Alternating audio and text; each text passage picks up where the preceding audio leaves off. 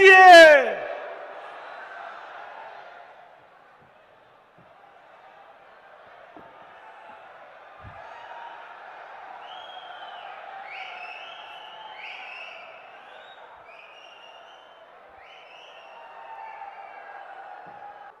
प्यारे कार्यकर्ता भाइयों और बहनों, आप सबका बहुत बहुत स्वागत, नमस्कार।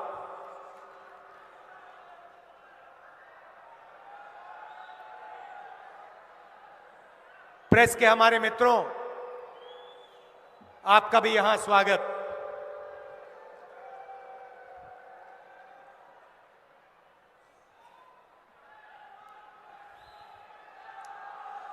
पूरे गुजरात से यहां आज कांग्रेस के कार्यकर्ता आए हैं।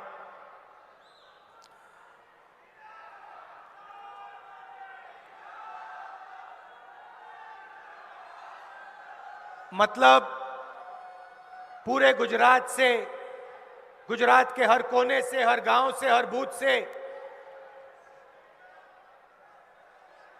हजारों बब्बर शेर यहां आज आए हैं।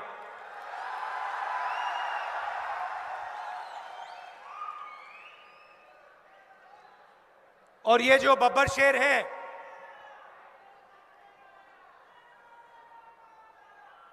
ये एक विचारधारा के लिए लड़ते हैं। ये आम बब्बर शेर नहीं है कि किसी भी चीज के लिए लड़ जाएं। ये विचारधारा की लड़ाई लड़ते हैं। और मैं जानता हूं कि यहां गुजरात में 25 साल से आप क्या सह रहे हो, मैं समझता हूं। आपकी लड़ाई एक राजनीतिक पार्टी से नहीं है।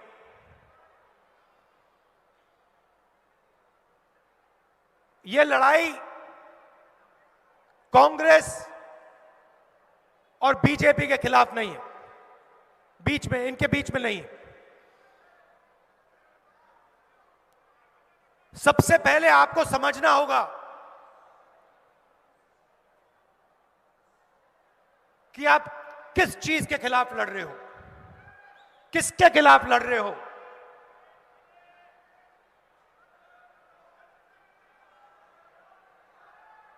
देखिए,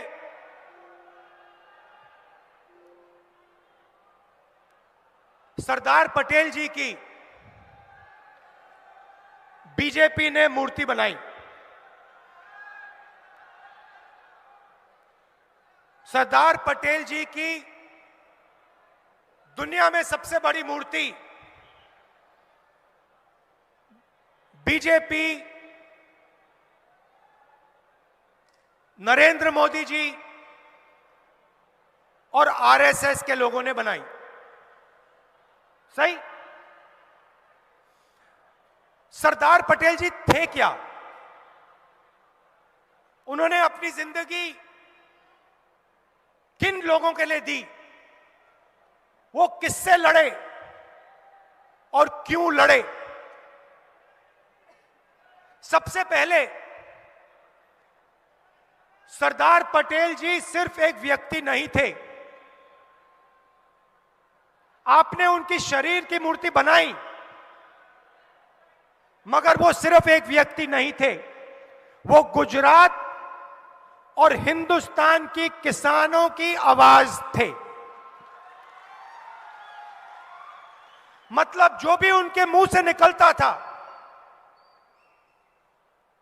जो भी उनके मुंह से निकलता था, वो गुजरात और हिंदुस्तान के किसानों के हित के लिए निकलता था। अगर आप सरदार पटेल जी को पढ़ोगे, उनके भाषण सुनोगे, उन भाषणों में किसानों के खिलाफ उन्होंने अपनी पूरी जिंदगी में एक शब्द नहीं कहा।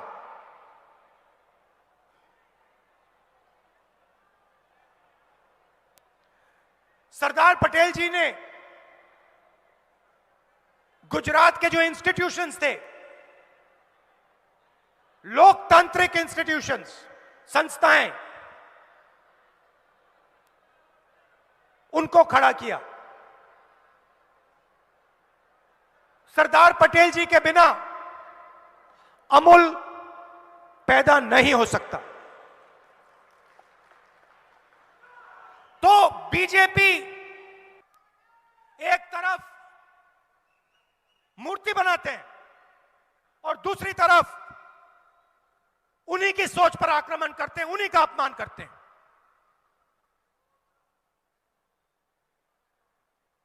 कांग्रेस पार्टी ने छत्तीसगढ़ में, राजस्थान में, मध्य प्रदेश में, पंजाब में, कर्नाटक में किसानों का कर्जा माफ किया।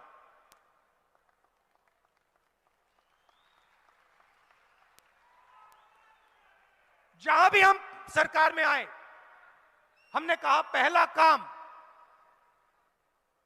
सरदार पटेल जी जो करते वो हम करके दिखाएंगे, और हमने कर्जा माफ कर दिया। और यहां भी 3 लाख रुपए तक का कर्जा हम माफ करेंगे हर किसान का।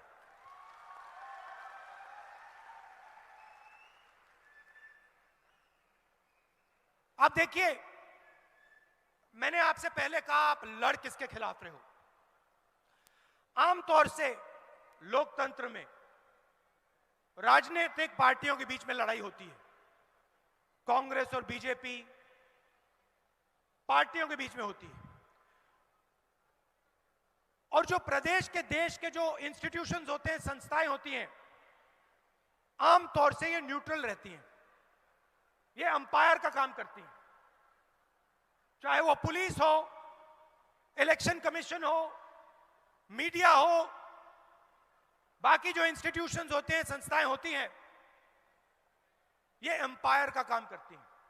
एक राजनीतिक पार्टी से नहीं लड़ रहे हो। यहां पे आप गुजरात का जो प्रदेश है, उसकी हर एक संस्था के खिलाफ, मीडिया के खिलाफ, आमतौर से मीडिया ऑपोजिशन के साथ रहता है ना। आमतौर से मीडिया ऑपोजिशन के साथ रहता है, मगर ना, ये बेचारे यहां आते हैं, इनकी गलती नहीं है, इनको सच्चाई दिख रही है, मगर इनको जो मालिक जो पीछे बैठे हैं, जो इनके मालिक पीछे बैठे हैं, वो कहते हैं भैया देखो, मुद्रा पोर्ट में ड्रग्स मिले, इसके बारे में ज्यादा कुछ बोलना मत। भाई और बहनों, गुजरात ड्रग्स का सेंटर बन गया है, ड्रग्स का सेंटर बन गया है, और सारे के सारे ड्रग्स इसी मुद्रा पोर्ट से निकल रहे हैं, मगर आपकी सरकार यहां पे कोई कार्रवाई नहीं कर रही। मैं आपसे पूछना चाहता हूं, कार्रवाई क्यों नहीं हो रही है? क्या कारण है? नहीं, जोर से बोलिए, क्या कारण है?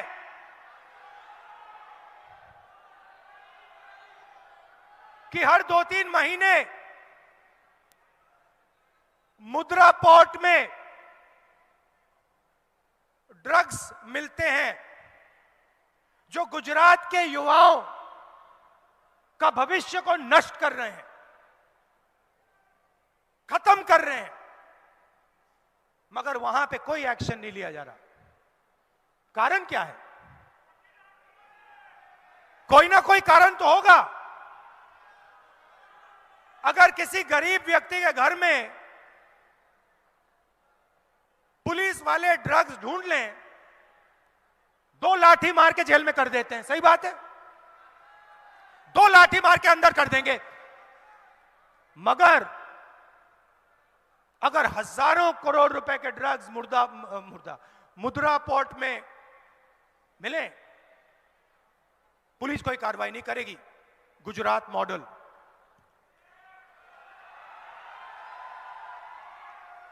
गुजरात मॉडल 2-3 उद्योगपतियों का, 3-4 उद्योगपतियों का राज,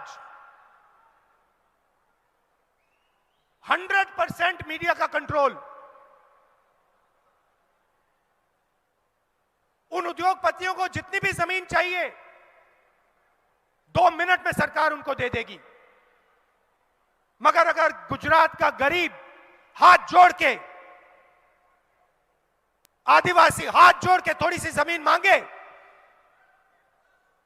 सवाल नहीं उठता। चिल्लाओ जितना चिल्लाना है, कुछ नहीं मिलेगा। भाइयों और बहनों, बिजली के रेट गुजरात में हिंदुस्तान में सबसे ज्यादा है।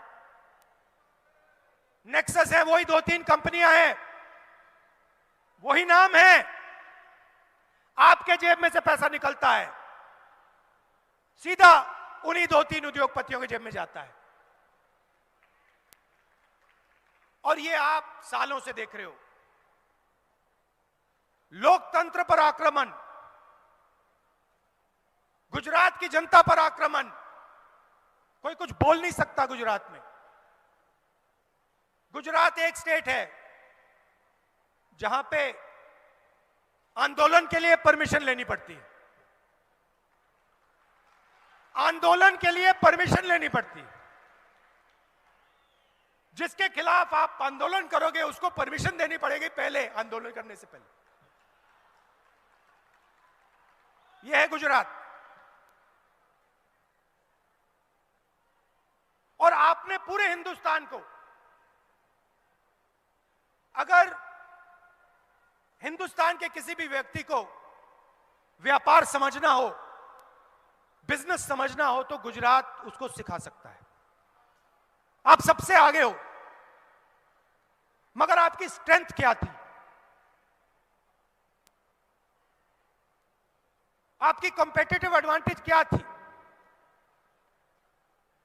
बड़े अरबपति नहीं, स्मॉल और मीडियम इंडस्ट्री आपकी स्ट्रेंथ थी। जो छोटे व्यापारी होते हैं, मिडिल साइज व्यापारी होते हैं, वो आपकी स्ट्रेंथ थी। आप मुझे बताइए, वो जो आपकी स्ट्रेंथ थी उसका क्या हुआ? क्या गुजरात की सरकार जो छोटे व्यापारी होते हैं, स्मॉल और मीडियम बिजनेसेस होती हैं, क्या उनकी मदद करती है? नोटबंदी से जो छोटे व्यापारी हैं, मिडिल साइज व्यापारी हैं, उनको फायदा हुआ? आप किसी भी दुकानदार से पूछ लीजिए,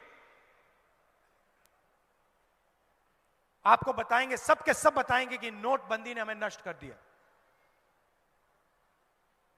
गलत जीएसटी लागू की, वही सवाल आप फिर से पूछिए, किसी भी दुकानदार से पूछिए जीएसटी से आपका फायदा है या नुकसान, वो आपको बताएगा नुकसान, नुकसान, नुकसान। तो अगर किसानों को फायदा नहीं, मजदूरों को फायदा नहीं, छोटे व्यापारियों को फायदा नहीं, स्मॉल और मीडियम बिजनेस को फायदा नहीं, तो फायदा किसको?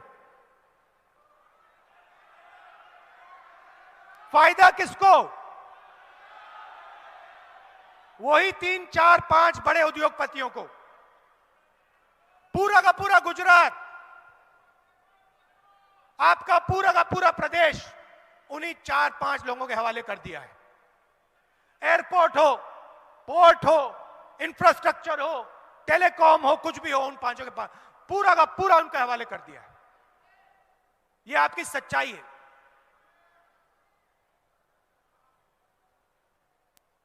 और अगर आप इसके खिलाफ लड़ना चाहो, आंदोलन करना चाहो, तो फिर पहले भैया परमिशन लेना। उन्हीं 3-4 उद्योगपतियों की परमिशन लेना, उससे पहले जनता की आवाज मत उठाना। क्या सरदार पटेल जी ने अंग्रेजों से आंदोलन करने के लिए परमिशन लिया था? क्या सरदार पटेल जी अंग्रेजों के सामने गए और उन्होंने उनसे पूछा कि भैया हमें परमिशन दे दो।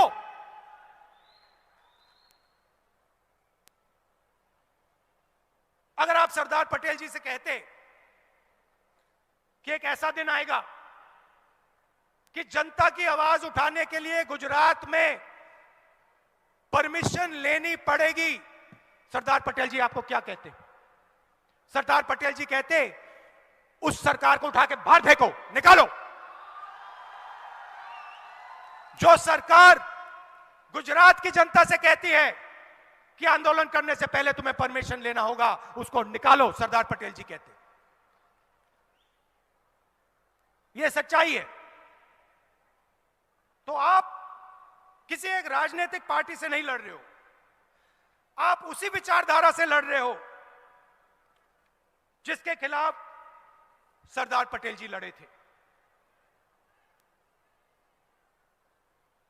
और सरदार पटेल जी भी आपके जैसे कांग्रेस के कार्यकर्ता थे, कांग्रेस के नेता थे। पिछले चुनाव में मीडिया के मित्रों ने कहा था कांग्रेस पार्टी तो लड़ाई में नहीं है, याद है आपको? कांग्रेस पार्टी तो लड़ाई में नहीं है। मैसेज आया था ऊपर से, कह दो कांग्रेस पार्टी लड़ाई में नहीं है। और 6 महीने में बीजेपी की हवा निकाल दी आपने। 6 महीने में आपने हवा निकाल दी।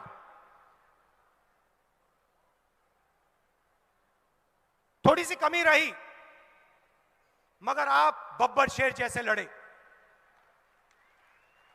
एक साथ खड़े हो गए, विचारधारा के लिए लड़े, गुजरात के किसानों के लिए लड़े, व्यापारियों के लिए, स्मॉल और मीडियम बिजनेस वालों के लिए, युवाओं के लिए।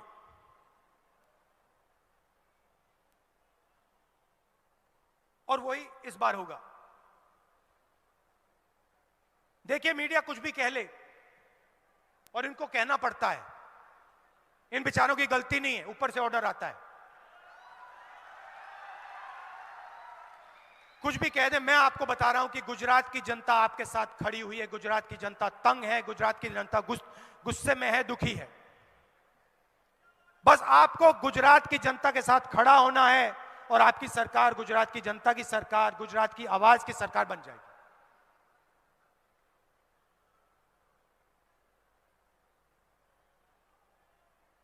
सरकार बनने के बाद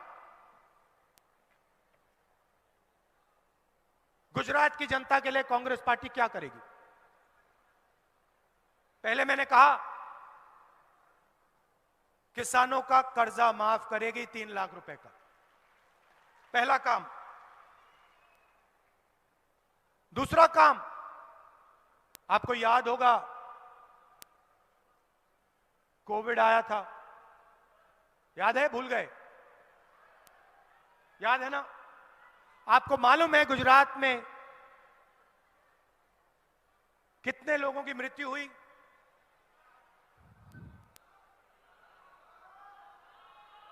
3 लाख लोग, 3 लाख लोगों की मृत्यु हुई। आपने सोशल मीडिया पे, व्हाट्सएप पे, फेसबुक पे आपने देखा होगा, अस्पताल के सामने आपने लोगों को देखा होगा। क्या बीजेपी की सरकार ने कॉम्पनसेशन दिया?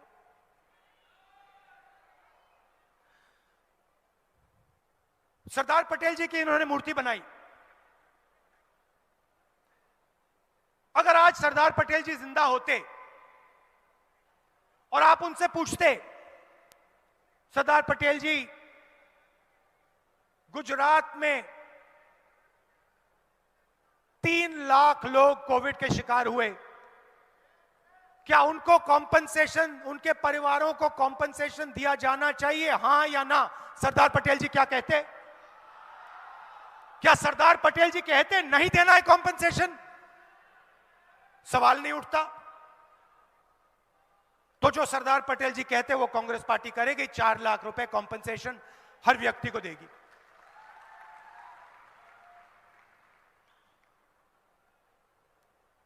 किसानों का बिजली बिल माफ करेगी और 300 यूनिट बिजली के जनरल कस्टमर्स को देगी। 3000 इंग्लिश मीडियम स्कूल और लड़कियों के लिए मुफ्त में शिक्षा कांग्रेस पार्टी देगी। हजारों स्कूलों को बीजेपी की सरकार ने बंद किया है। सरदार पटेल जी की मूर्ति लगाई हुई है, हजारों स्कूल को बंद कर रहे हैं। तो हम 3000 इंग्लिश मीडियम स्कूल खोलेंगे और मुफ्त में लड़कियों को शिक्षा देंगे।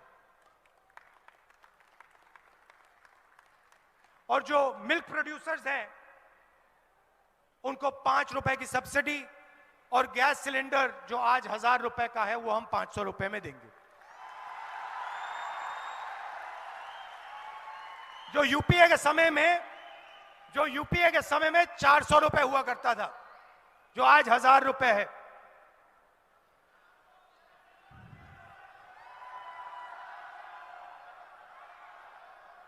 और सबसे बड़ी चीज जिससे मैं खत्म करना चाहता हूं, बेरोजगारी और महंगाई। मैंने आपसे कहा कि बीजेपी की पॉलिसीज ने, नोटबंदी ने, जीएसटी ने जो स्मॉल और मीडियम बिजनेसेस हैं, छोटे व्यापारी हैं, उनकी रीढ़ की हड्डी तोड़ दी है। भाइयों और बहनों, सच्चाई यह है कि 2-3 अरबपति इस प्रदेश को रोजगार नहीं दे सकते हैं। रोजगार कौन देता है? रोजगार छोटे बिजनेस, स्मॉल और मीडियम बिजनेस, व्यापारी और किसान देता है। और जब तक इनकी सरकार नहीं बनेगी, जब तक किसानों की, छोटे व्यापारियों की, स्मॉल और मीडियम बिजनेस वालों की सरकार नहीं बनेगी, जो सरकार उनकी पूरी मदद करे, तब तक इस प्रदेश में रोजगार पैदा नहीं हो सकता है। आप जितनी भी कोशिश कर लीजिए, अगर स्मॉल और मीडियम इंडस्ट्री मजबूत नहीं हुई गुजरात में, यहां पे रोजगार पैदा नहीं हो सकता। अगर बैंक के दरवाजे किसानों के लिए, स्मॉल और मीडियम बिजनेसेस के लिए, डायमंड इंडस्ट्री के लिए, टेक्सटाइल इंडस्ट्री के लिए नहीं खुले, तो यहां पे रोजगार पैदा नहीं हो सकता है। और गुजरात के जो युवा हैं भटकते फिरेंगे मगर उनको रोजगार नहीं मिलेगा। और कांग्रेस पार्टी का फोकस उन युवाओं को रोजगार देने पर होगा। पूरा का पूरा फोकस हम गुजरात के युवाओं को रोजगार देने में लगा देंगे और 10 लाख युवाओं को हम रोजगार देंगे।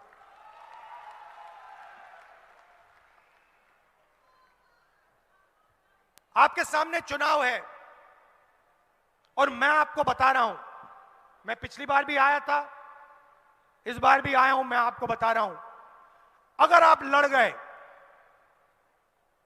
पिछली बार जैसे अगर आप लड़ गए, मैं आपको गारंटी देके कह रहा हूं, यहां पे कांग्रेस पार्टी की सरकार बनने जा रही है।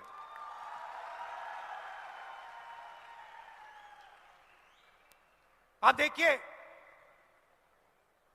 पिछले 5 साल में कितना भ्रष्टाचार हुआ है। आमतौर से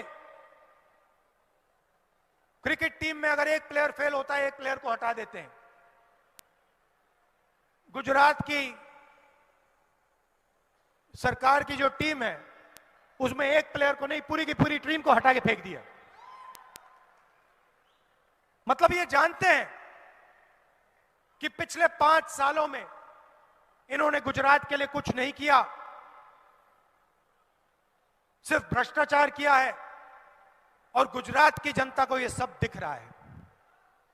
तो आप लड़ जाइए, मैं आपके साथ हूं, आप लड़ जाइए और मैं आपको गारंटी कह के बता रहा हूं, अगर आप लड़ गए, अगर आप कांग्रेस पार्टी की विचारधारा के लिए लड़ गए, अगर आप किसानों की आवाज के लिए, मजदूरों की आवाज के लिए, आम जनता की आवाज के लिए लड़ गए, मैं आपको गारंटी करके कह रहा हूं कांग्रेस पार्टी का कार्यकर्ता जीत जाएगा।